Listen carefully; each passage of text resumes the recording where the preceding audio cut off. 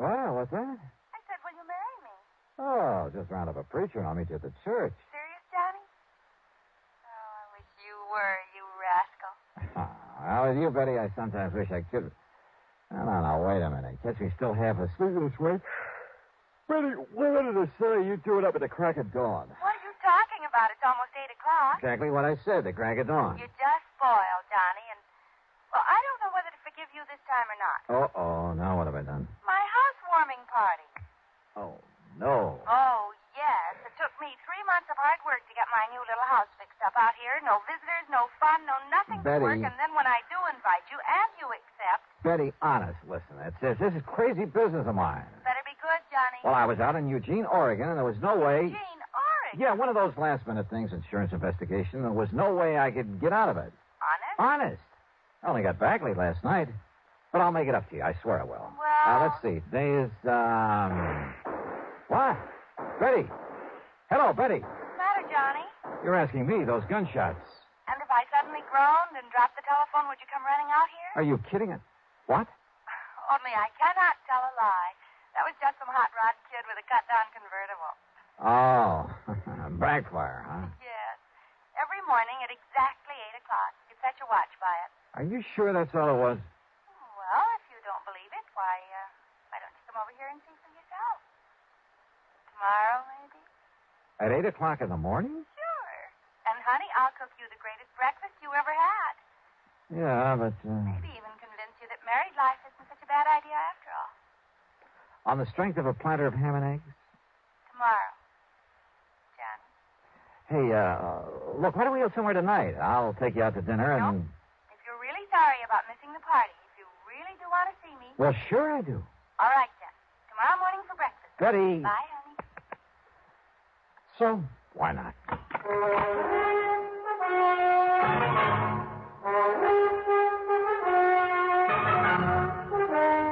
CBS Radio brings you Bob Bailey in the exciting adventures of the man with the action-packed expense account. America's fabulous freelance insurance investigator. Yours truly, Johnny Dollar.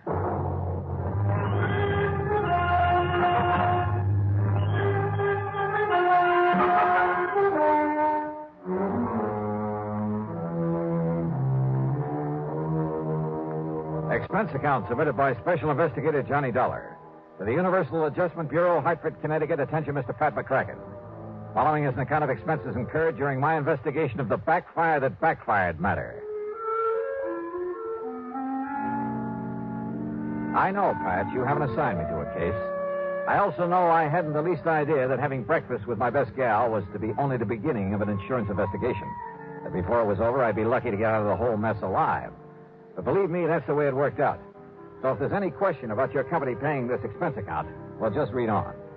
Okay, then. Expense account item 1 the following morning, that is, $4.25 for a tank full of gas for my car. By the unearthly hour of 7:40 a.m., I was on my way to far out beyond the edge of town to 11325 East Maple Drive and the newly acquired domicile of my date for breakfast, Betty Lewis. Now, I'm not used to this early morning stuff and was kind of surprised to find so much of the world wide awake. It was warm and pleasant. Too early for the scorching summer sun. Front lawns of the rather nice homes in this section glistened with dew. The fields and trees were filled with millions of birds, all singing their heads off, with squirrels chattering away. Yep, real pleasant. Something I'd have to try again sometime. Betty's place, which I hadn't seen before, turned out to be a very cute one-story affair, coral roof and shutters to match. It was set comfortably in between a couple of somewhat larger homes. As for Betty, who stood there at the front door waiting for me, well, I don't know how she does it, but that ever-loving doll, even at this hour, looked as smart and attractive as any man could want. I just can't believe it. And it's still a full 6 minutes before 8 o'clock. Hi, honey. Mwah. Yeah, so early in the morning? You mind? I do not. Come here, yeah? Honey. Gee, but this morning air does for you. Come in, huh? Said the spider to the fly? Oh, sure. I'd make no bones about it. Your neighbors used to seeing this sort of thing? Oh, sure. I've been having strange men in for breakfast every day. Uh-huh. You know, just so the neighbors wouldn't be shocked when I finally dragged you into my trap.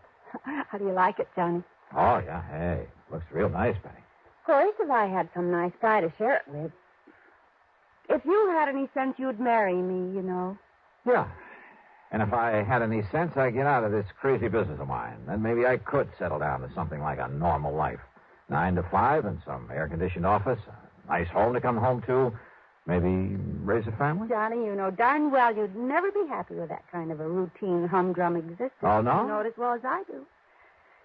And I guess a gal could get pretty miserable wondering where you are, if you're getting slugged or shot at, maybe dead somewhere. But we do have fun together. And I'm all for it. That is, when you're not standing me up for some glamorous redhead on an excuse you're working an insurance case. Betty, so help me. On a stack of Bibles. Oh, sure. But come on, or your eggs will be overcooked. Now, you sit right there when you can look out the window and drink your juice. Yes, ma'am. You really like my country estate? Yeah. Hey, who lives in that big house across the road? Oh, Mr. Barton J. Robinson. Used to be an attorney. Robinson, sure. He's the one who prosecuted that big insurance fraud a few years ago for one of the companies I served. See him there eating his breakfast? Bachelor, isn't Yes, he lives all alone. I think I'd better warn him to stay away from you, that you're my property. He's the most punctual man I've ever seen. If he isn't there when I'm eating my breakfast, I know I've overslept. Here, now. And if you want some toast... Got it. Hey, Betty, I've been thinking. Yes? Well, maybe it's just my crazy criminal mind. Thinking about what, Jimmy? About that. Holy smoke. No, I've got so used to it morning after morning. 2 of them. No, crazy kids. You know who they are? Oh, somebody had the police come out here a couple of mornings, but of course they didn't show up then. And I guess everybody else has just got used to them the way I have. Now, let's eat. Funny, though. What? A crazy backfire. Once they get past here, they stop it. Well, don't worry about it. But I should have. I should have worried plenty about it. Perhaps if I'd been a mystery writer instead of insurance investigator who's used to solving mysteries after they've happened, well, I would have had sense enough to act right then, immediately. Or maybe, maybe there was still time. And you have no idea who those 2 are. The ones who go barreling by in that hot rod every morning? Nobody could seem to find out, Johnny. And as I said... Yeah, everybody's got used to the noise of that backfiring. But listen, Betty... Why don't you eat your breakfast, honey? You call them kids, but they aren't. Honey, please. I thought we were just going to have breakfast and talk and sort of make up for lost time. Yeah, I'm sorry for them. But now look. Honestly, do you have to dream up a lot of mystery and intrigue about even the most normal things that happen? They cut the backfiring just as soon as they got around that curve. 3CFU 160. What? The license on that car. Oh, Johnny. Hey, listen, honey, let me use your phone. Didn't I see one right here in the living room? Oh, yeah. But why? And, Johnny, your breakfast will get cold. Be right back.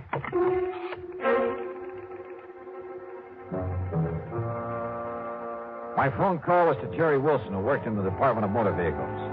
It took him a few minutes to dig into the files for me, but when he came back to the phone, his answer was short and to the point. Sorry, Johnny, but you must have made a mistake. You're sure about that? Absolutely. But what happened? Why do you want to know? Well, just curious, that's all. Oh, now, Johnny, I know you better than that. Back, Jerry, and thanks. Thanks a lot. Now, Johnny...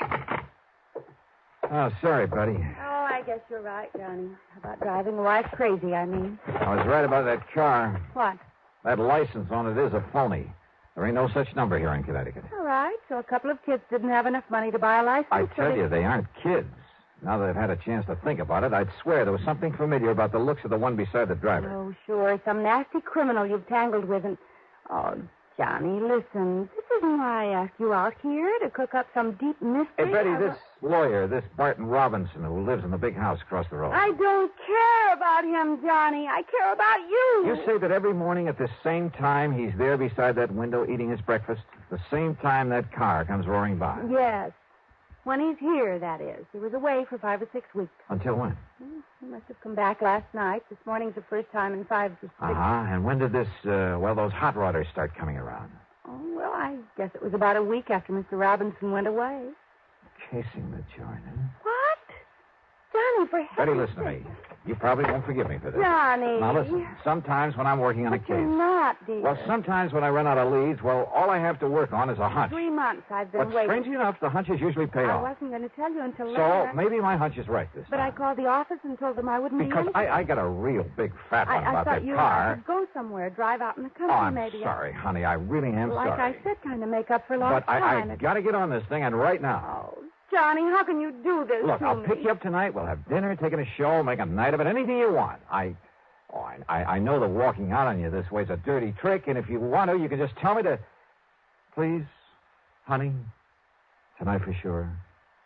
Oh, sure, Johnny. You know what a pushover I am. Thanks, hon. See you later. I set out to find that car, who owned it, and why the big backfire racket in that particular spot day after day. There was a purpose there, I was sure of it. Not just a couple of kids out on the tear. Besides, they weren't kids. I'd seen that for myself. Because of the way the car had taken the curve down the road, it left a very clear set of tire marks. So I started a careful inspection of driveways, even asked the people who lived along there what they knew about that car. And it took me most of the day. Expense account item 2, by the way, is $1.25 for a late afternoon lunch at a roadside tavern. It was there I finally got some information. You want another bottle of beer, huh, Charlie? Okay. Now, as I was saying, mister, I think I know the very car you mean. Yeah? About a 1941, tied down with straight pipes. Must have been a convertible before they throwed the top away. Makes a lot of noise. You know who owns it? Where I can find it? Well, I think I seen it take the cutoff one morning. Cut off? Yeah, when I was on my way to work here. What cut off? About a mile up the road to cut off over to Byerly Swamp. Good. Thanks a lot. Here's for the food. Well, you interested in buying that old crate? Something like that.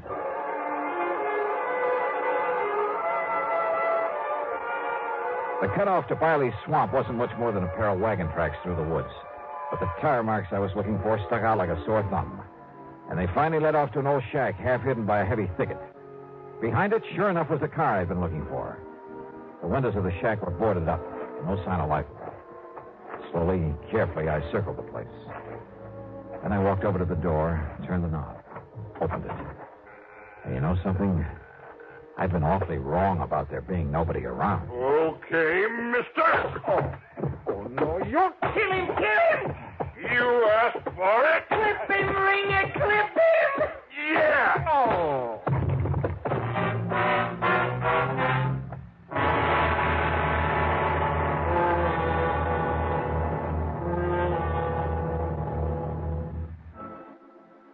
All right. Get some water, Gills. Bring him to. We'll find out what he's doing around here. Let me go through his pockets, Ringer, see who he is. Yeah, go ahead. The one called Ringer was too big for me. So rather than take any more of it for the moment, I lay there and let them go through my pockets. And of course, they took my gun. When the little one, Gil, started pouring water not only on but into me, well, I had to come to. It choked to death. Oh, give him the whole bucket. Yeah, sure. Johnny Dollar, huh? Insurance stick. No, don't try getting up on your feet. You think I could if I wanted to? Yeah, you really clipped him, Ringer. Shut up. So the coppers have been after me since I got out of their clink, huh? But they couldn't find me, so they had to send you out. Is that it, Dollar? What do you think? I think you're going to be awful sorry. And awful dead. You think you or anybody else could keep me from knocking off that fancy mouthpiece after sending me up the way he did? Well, nobody's smart enough. You're gonna knock him off, Ringer, huh? You're gonna kill him? After we get that lawyer. Well, why not now, huh? Anything goes wrong, I might need Dollar for a hostage. Oh, sure. Only what's a hostage? Only nothing is gonna go wrong. I'm too smart for that. Yeah, I guess you are at that, Ringer. That business of driving by his house every day, the Backfire. That's right, so nobody worries about it no more. And the Backfire will cover the shots when you murder Lawyer Robbins. That's right. Nobody will even notice. And all it takes is one good shot through his window. Just a little hole in that window nobody will notice unless they go up and look at it. An elaborate scheme like that just to show how smart you are? No, because knowing I'm on the loose again, he has that house locked up like a bank vault. Not even Gil and me could get in without setting off an alarm. And he keeps the blinds down at night. Can't even see him in there. But every morning at the same time, he's there at the window. So now that he's home, we get him. Tomorrow morning. Shut up, Gil. soak up some of that rawhide so we can tie him up and get out of here. Yeah, sure, Ringer. I want to get some food and some sleep. Then, Dollar, we'll be back to see you in the morning. And after we do, you won't see anything anywhere anymore. Wet rawhide that shrinks when it dries, cuts into ankles and wrists like a steel pan. By the time they finally left in their hot rod, the pain was excruciating. Sure, I could roll around a bit, maybe even out the door. What good was that? There was nobody ever came around this neck of the woods. So I lay there straining against the bonds, hoping they wouldn't cut off the circulation completely as the rawhide slowly, inexorably... Wait. It was raining hard. I rolled myself painfully out the door into a puddle in front of it. It seemed like hours. It was hours. It was long after daylight before the rawhide finally stretched enough for me to get a hand free and take off the rest of the thongs that bound me. I looked at my watch. 8:15, which meant they'd done their job. And yeah, now they'd come back here and I heard it. The hot rod coming down the soggy wagon road. Quickly, I ducked back into the shack, waited behind the door.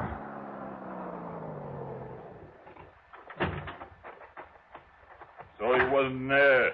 We had the storm to cover us, too. I don't get it, Ringer. So he wasn't there at that window means somebody warned him. Means that Johnny Dollar warned him. That means we're taking care of Dollar right now. No, wait. Listen, What? that car coming down the road. Yeah, I see it. It's a girl that lives across the street from that mouthpiece. What's she doing out here? I don't know. If she pulls in here, we start shooting first and find out afterwards. Hey, she is. Here she comes. Look out! Shoot! Let her have it! Yeah! Oh, no, you don't, baby. Dollar! I'll kill you! I'll blast you! Oh, no! No! Betty. Johnny, if I hadn't run into him, he would have killed me. That's okay, honey. You did the right thing. Johnny, when you didn't come last night, and this morning when the man at the roadhouse told me where he'd sent you to find that hot rod. Honey, now. So I told Mr. Robinson to stay away from his window, and I came as fast as... Oh, are you all right, honey? Are you all right? Yeah, sure. A little wet and tired. Johnny, I was so worried. I was so worried about you. I'm sure glad you were. Thanks, honey. Oh, do that again. That's the sweetest kiss. Run over me. Try to kill Oh, me. shut up, Ringer. You think I'm gonna... Yeah. Oh. Can't you see I'm busy? Yes. More, Johnny.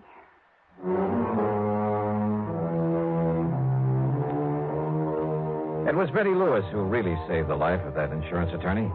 So most of this expense account covers some well-earned entertainment, plus a little gift for her. No, not an engagement ring, but a big jug of my sin. But I must admit, she certainly makes me think about the merits of... yeah. Expense account total $450 even. Yours truly, Johnny Dollar.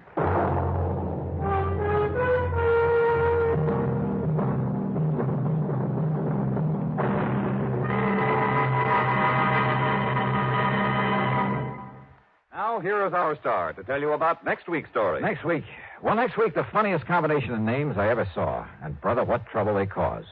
Join us, won't you? Yours truly, Johnny Dollar.